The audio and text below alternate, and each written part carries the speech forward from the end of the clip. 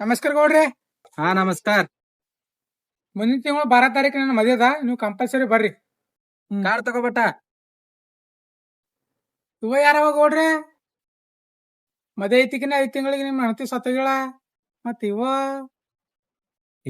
ಇವ ಮನೆ ಕೆಲ್ಸದಕಿನ್ ಮಗಾನ. ಮತ್ ಮನೆ ಕೆಲ್ಸದಕ್ಕಿನ ಮದುವೆ ಆಗ್ಯದ? ಮದ್ವೆ ಆಗಿಲ್ಲ. ಹಾ ಗೌಡ್ರೆ.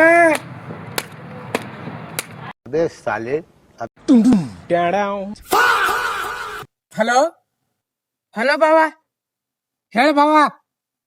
ಆ ಕಡೆಯಿಂದ ಆ ಕಡೆ ಅಕ್ಕ ಕರ್ಕೊಂಬ. ಎಲ್ಲ ನಿಮ್ಮ ಅಕ್ಕ? ಗೌಡ್ರ ಮನೆ. ಗೌಡ್ರ ಮನೆಗೆ ಯಾರು ಮಾತಾಡ?